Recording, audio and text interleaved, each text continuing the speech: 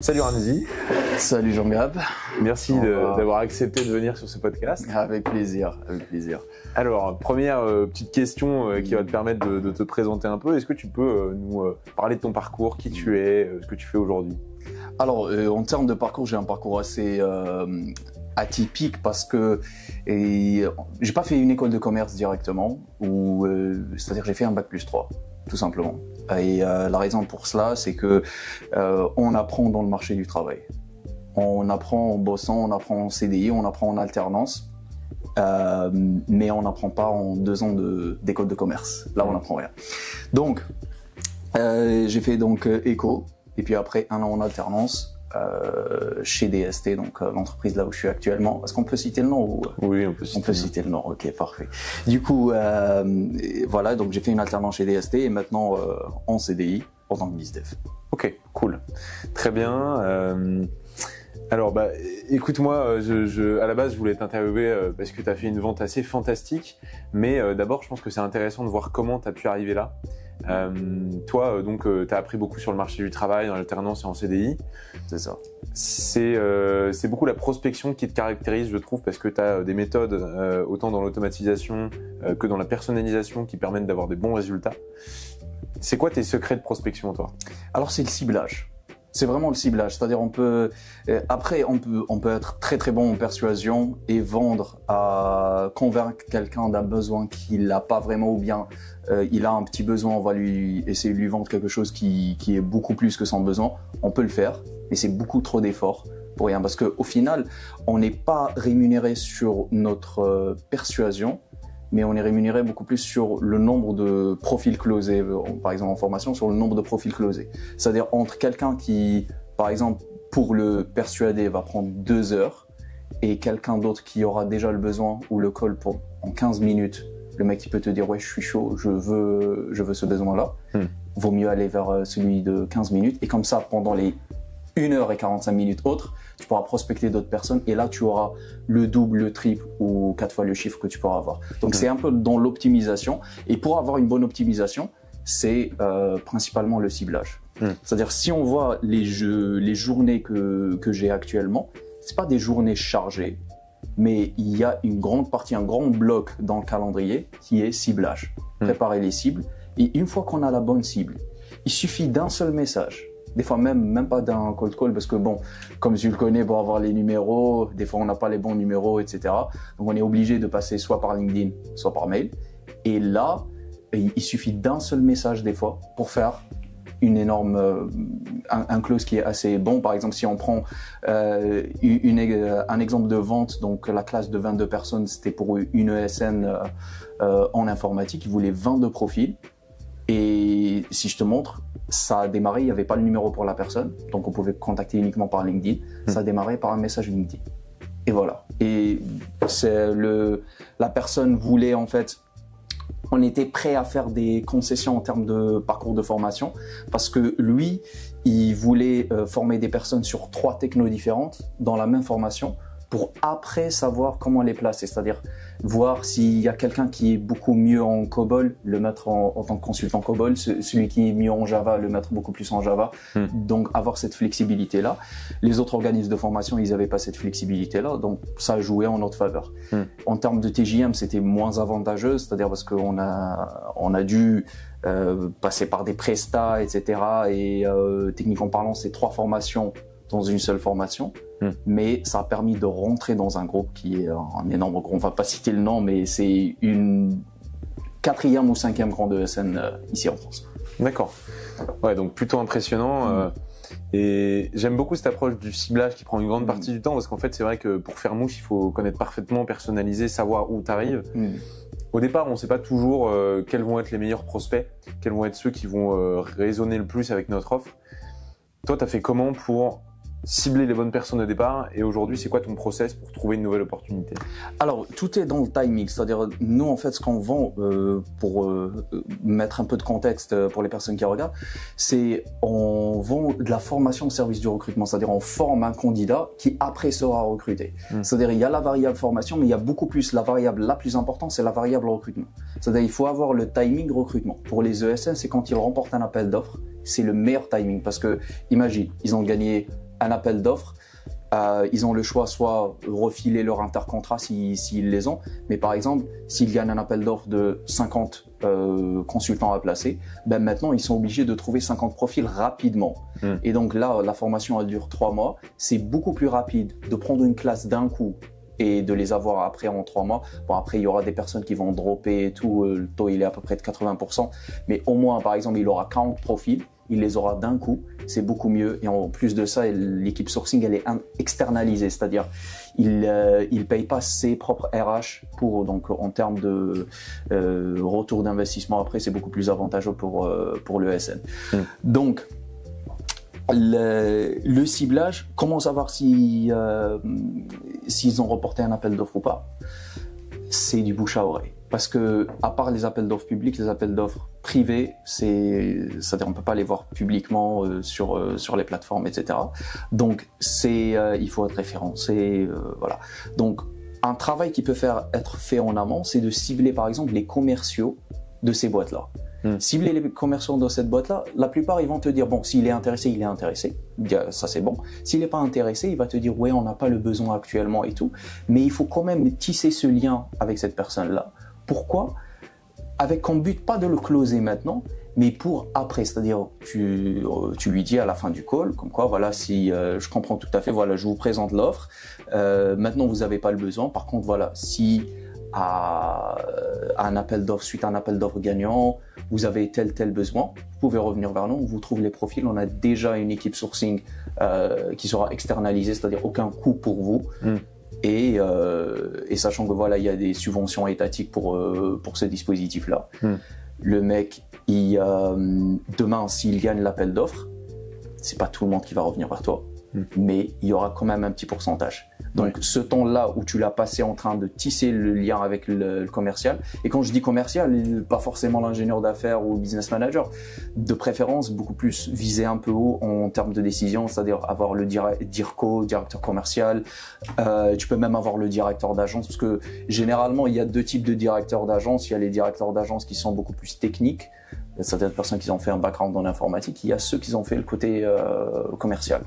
C'est-à-dire c'est des business managers qui ont été promus. Donc ils ont démarré ingénieur d'affaires, business manager, puis après ils ont fait directeur d'agence. Ok. Donc voilà. Ok, donc dans le ciblage, ça va être beaucoup des signaux faibles. Tu vas aller tester un peu, et effectivement, les commerciaux peuvent revenir vers toi. Ça me parle quand tu dis qu'il faut viser haut, parce que en fait, aujourd'hui, je le fais beaucoup dans mon nouveau poste. Mais en fait, la stratégie top-down, du coup, c'est génial parce que tu arrives au décisionnaire direct et si tu arrives à avoir les bonnes informations, tu sais qu'il va pas avoir de besoin tout de suite, ou alors il a un besoin qui arrive, mais il a pas forcément envie de le confier à quelqu'un qu'il connaît pas. En fait, tu repères les problématiques directement et les obstacles qu'il faut enjamber pour arriver à closer ce mec-là. Donc ça, c'est très cool. Et aussi, si je peux rebondir là-dessus, en fait, la personne, il vaut mieux viser trop haut, parce que le pire des cas, la personne va te dire, ok, allez-y, contactez telle personne de ma part. Et maintenant, tu as une mise en relation d'en haut et pas d'en bas. Parce que plusieurs fois, et bon, je suppose que tu l'as eu quand tu prospectais pour ce genre de solution, tu dois passer par exemple par la RH ou les personnes qui sont un peu moins en termes de décision, et ces personnes-là, non seulement ils vont pas te répondre, pas parce qu'ils sont pas intéressés, mais beaucoup plus parce qu'ils veulent pas prendre la responsabilité pour un truc aussi important. C'est un fardeau qui est trop lourd pour eux, et c'est tout à fait normal parce que c'est pas dans leur fiche de poste de faire toutes ces décisions-là.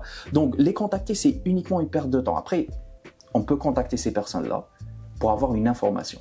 Parce que des fois, le cold call, même s'il aboutit à rien, juste le fait d'avoir une information.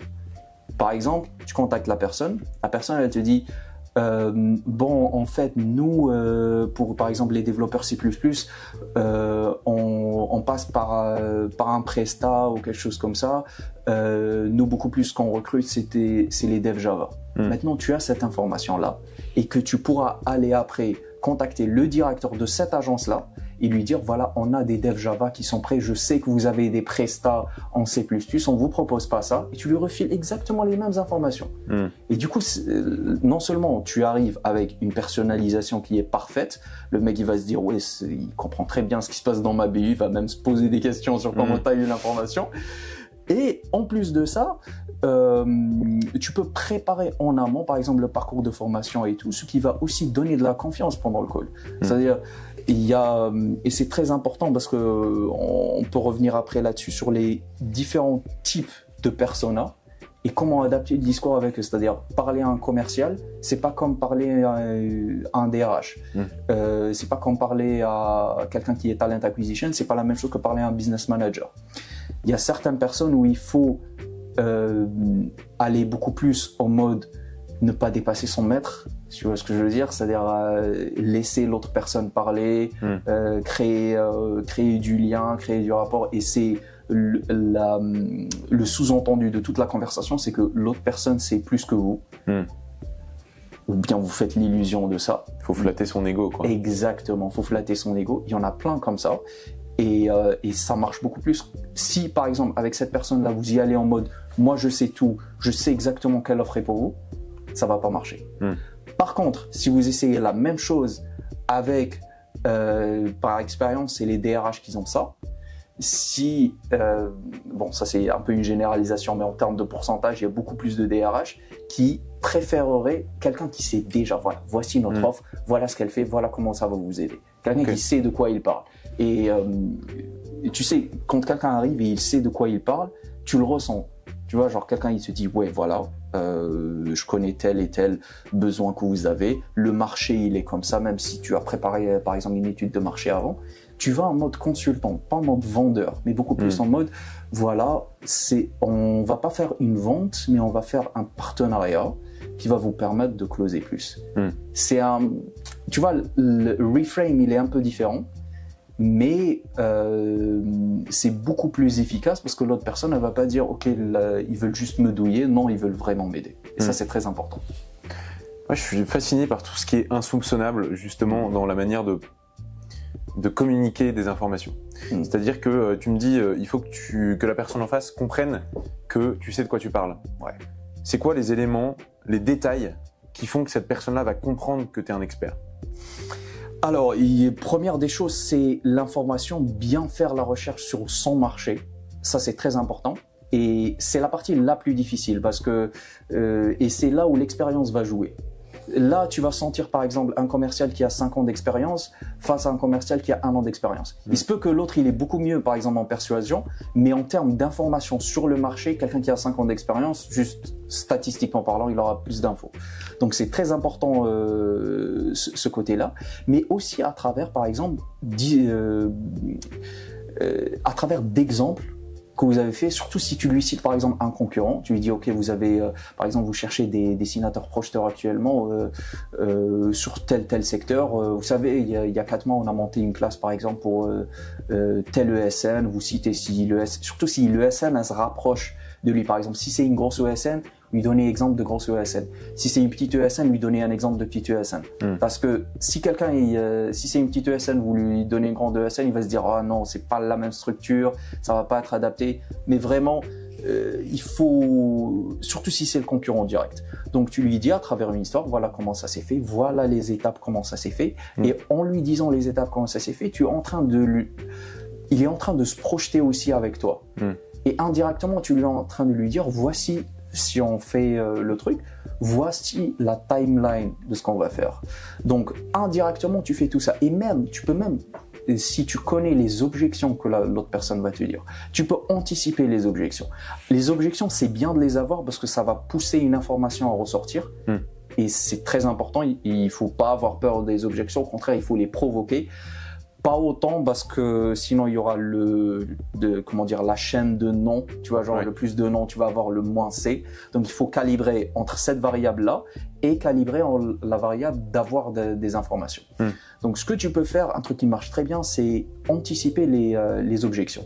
Tu peux lui dire, voilà, par exemple, eux, ils hésitaient un peu au début à prendre 15 personnes parce qu'intégrer 15 personnes d'un coup, c'est vrai que c'est pas très évident. CDI, si on multiplie les salaires, ça va faire tel et tel coût. Il y aura pas juste le coût de la formation, il y aura tel et tel coût. Mais après, vu qu'ils ont fait le calcul de ce qu'ils perdaient en appel d'offres s'ils trouvaient pas ces consultants-là et que le client, il est obligé maintenant de refaire un appel d'offres pour trouver d'autres personnes là. Ils ont vu que le coût était beaucoup plus élevé, donc voilà, ils se sont dit on va intégrer 15 personnes d'un coup, on prend le risque, peut-être qu'il y aura 3 ou 4 qui seront en intercontrat, ou bien il y aura 3 ou 4 où on va rentrer la période d'essai, mais c'est pas grave, au moins on va pas perdre l'appel d'offres.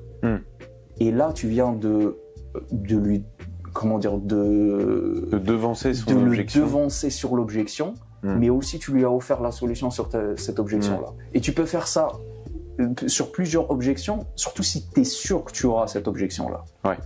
Ah, je trouve ça génial parce que moi, je les théorise beaucoup, les méthodes de persuasion. Et en fait, ce qui est trop cool, c'est que là, tu en utilises 3 d'affilée et en même temps, tu utilises la preuve sociale en prouvant que voilà, ce que tu as fait, ça a marché. En fait, il y a des gens qui sont dans le même secteur, à la même taille, pour qui ça a fonctionné. Ensuite, tu le projettes dans le futur avec toi. Évidemment, le mec, quand il s'est imaginé un futur dans lequel tu l'aidais, bah, c'est plus simple de l'amener vers une solution qui peut fonctionner. Et ensuite, effectivement, bah, tu contres une objection en amont, donc tu lui prouves ton expertise et ça, c'est puissant, quoi. Donc, ok, c'est très très cool. Et alors, petite question. Si aujourd'hui, tu redémarrais sur un marché totalement différent, t'arrivais en tant que commercial en B2B, pareil, mais que tu n'avais pas les mêmes interlocuteurs, pas le même cycle de vente, pas le même panier moyen, pas le même produit, tout simplement, comment tu t'y prendrais ? Alors, le plus optimal possible, c'est de voir la concurrence, comment ils font, et avoir le maximum d'informations sur la concurrence. Parce que, en fait, là, bon, le premier truc, bien sûr, c'est de demander à ton manager et ton directeur, etc., parce qu'ils sont là avec beaucoup plus d'années d'expérience. Mais aussi, ça serait intéressant de voir la concurrence, qu'est-ce qu'ils font. Parce que eux, surtout si c'est une boîte qui est implantée dans le marché depuis 10-15 ans, voire plus, ils ont accumulé du savoir et des informations que les autres boîtes n'auront pas. Donc, savoir comment ils font. Limite, se faire passer pour une entreprise, prendre un rendez-vous avec un bizdev pour voir le discours. Limite, faire ça. Ça, c'est très... par exemple, dans la formation pour le service du recrutement, ce que tu peux faire, c'est prendre un rendez-vous en tant que candidat. Et voir comment ça se passe après. Au pire, si tu veux pas le faire, tu demandes à un ami, une sœur, ta mère, ton père, bref, quelqu'un de l'entourage, de prendre le rendez-vous et voir le discours. C'est très important. Après, c'est de bien connaître le marché de l'interlocuteur et les enjeux de l'interlocuteur. Par exemple, là, dans cet exemple-là, c'est les ESN.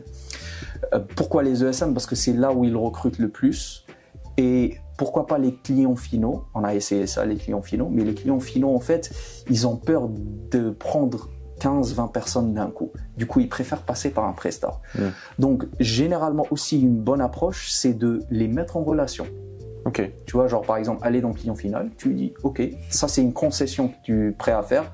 On bosse pas avec vous, on sait, on comprend que, et là tu le devances sur l'objection, on comprend que vous voulez pas intégrer ces personnes-là directement, parce que bon, une fois qu'ils ont que leur période d'essai elle est validée, il y a 15 personnes.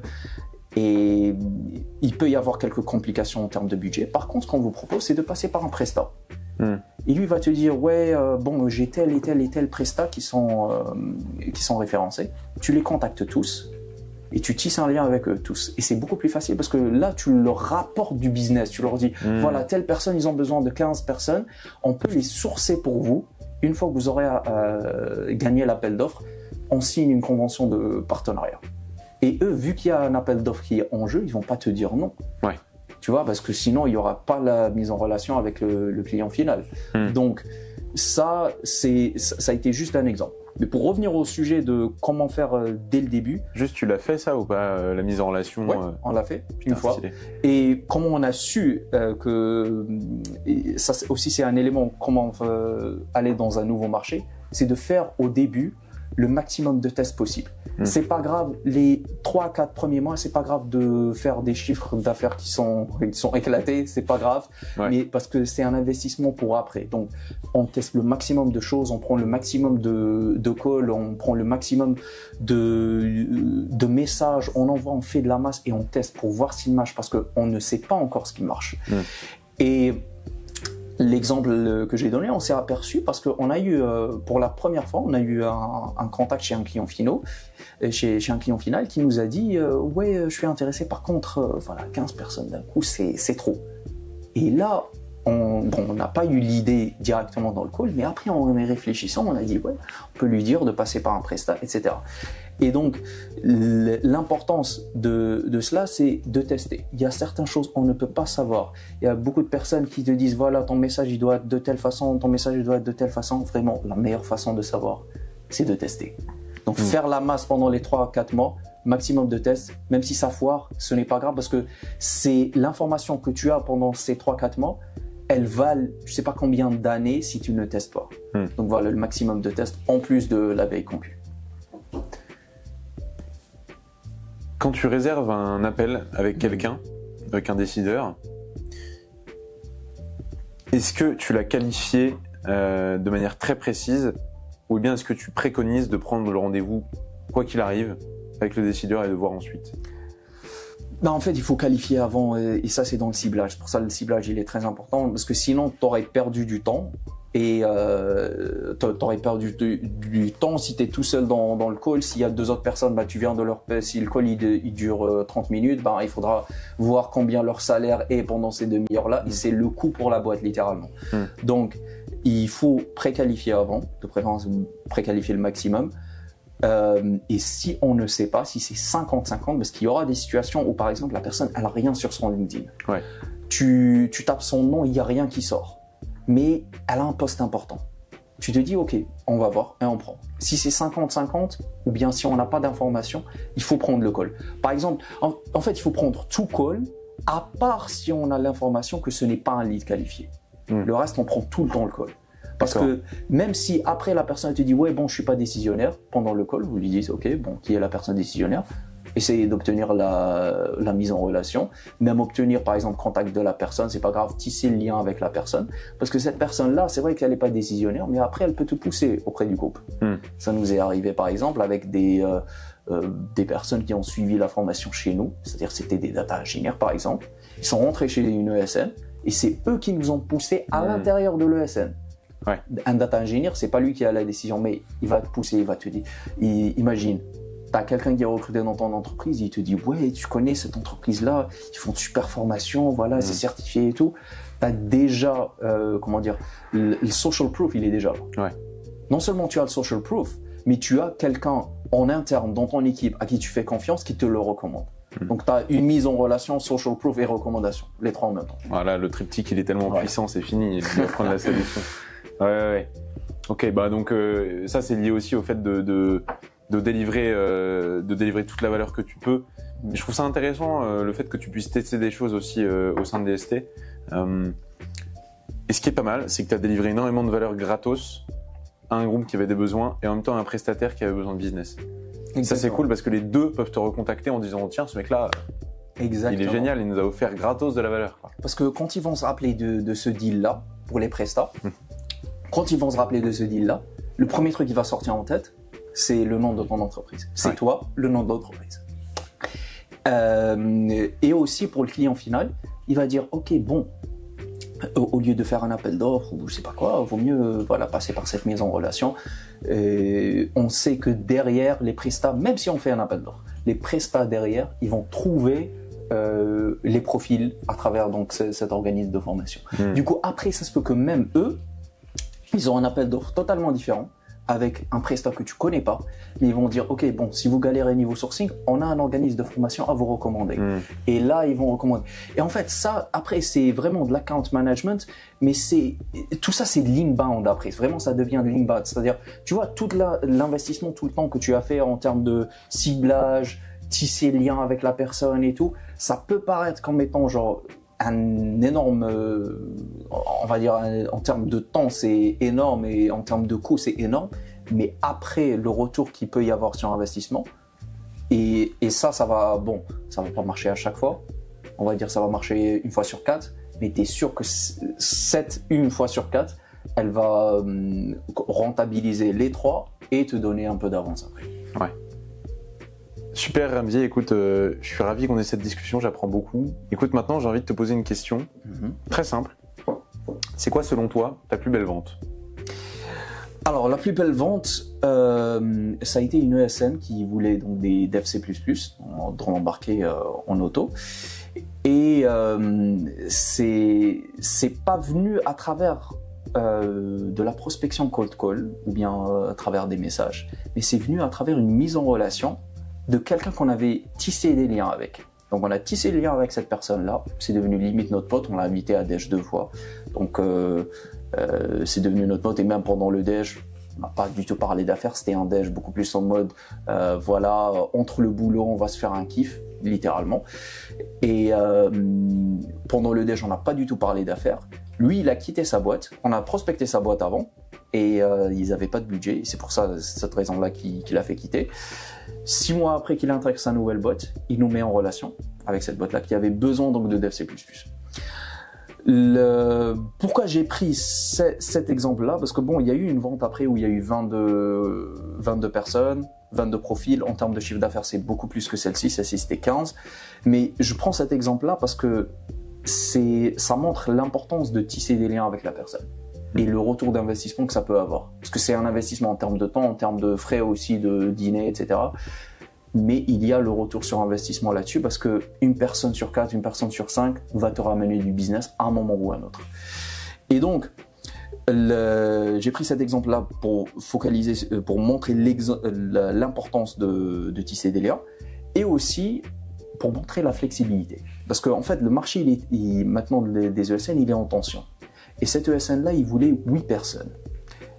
Sauf problème, 8 personnes, il y a les coûts de formateur derrière et tout ça. Pour être dans le vert optimal, il faut avoir 12 personnes. Et pour être dans l'idéal, il faut avoir 15% pour avoir un bon bénéfice. Il faut être dans 15 personnes.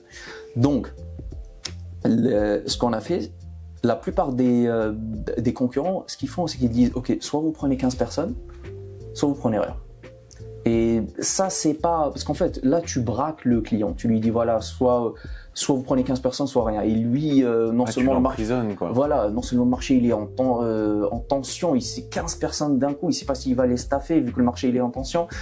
Donc, il va opter pour la deuxième option, parce que tu lui as inconsciemment, tu lui as donné un choix, soit 15%, soit 0. Il va dire, bon, bah, on prend 0. Au moins, j'aurai pas le risque d'être à perte après, pour ces profils-là. On sait tous, en intercontrat, littéralement, ils payent des consultants à ne rien faire. Donc, ils nous ont dit, ouais, mais on a besoin de 8 personnes. On a dit, ok, pas de souci. Ce qu'on a fait, c'est que eux, ils étaient en Ile-de-France. On a prospecté en Ile-de-France d'autres entreprises pour compléter la classe. Donc, non seulement maintenant, quand tu contactes la nouvelle ESN, il y a le social proof qui est déjà là. Tu leur dis, voilà, il y a telle personne dans l'automobile, ils veulent 8 profils sur du C++. Est-ce que vous voulez intégrer la classe? La classe démarre telle date. Tu vois, genre, t'arrives, il y a déjà le timeline qui est là. La personne va dire, ok, bon, peut-être on veut 3 profils. Pas de souci, vous prenez 3 profils, vous allez dans une autre ESN, vous prenez 3 profils, 2 profils, et vous complétez la classe comme ça. Et en fait, c'est ce qu'on a fait. On a eu 3 profils et 4 profils, donc 3 profils d'une autre ESN et 4 profils dans une autre ESN. Et voici une classe avec 3 ESN. Ça a été plus en termes de prospection, mais si cela n'avait pas été fait, c'est vrai que la marge maintenant elle est réduite, mais au moins il y a une marge. Si on n'avait pas fait ça, il y aurait eu 0 de marge parce que la personne ne l'aura jamais pris 15 profils d'un coup. Donc l'importance de la flexibilité, surtout quand le marché il est en tension. Et quand le marché il est en tension, soit il faut faire preuve de flexibilité dans l'offre pour s'adapter au marché, soit changer de cible carrément dans le marché. Par exemple, un truc qu'on a fait, c'est que le marché de l'IT il était en tension, mais par exemple, le marché dans tout ce qui est ingénierie nucléaire, ce n'était pas le cas. Donc on a démarré une nouvelle offre. Et ça, bon, après en termes de commercial, nous, tout le pouvoir qu'on a, c'est de suggérer l'idée au directeur. Il faudra que eux après, ils fassent preuve de flexibilité et tout. Un truc bien dans l'entreprise là où je suis actuellement, c'est que ça a été le cas. Parce que tu viens, tu leur dis, on aura telle provision de chiffre d'affaires si on fait ça, alors que maintenant le marché il est tendu. En plus, ça va faire une diversification. C'est parfait. Ouais. Et donc ça c'est la deuxième option. La troisième option, c'est de faire de la masse. Donc, au lieu de prospecter, essayer d'avoir une ESN qui va te prendre 15 profils, faire de la masse, et essayer d'avoir un profil.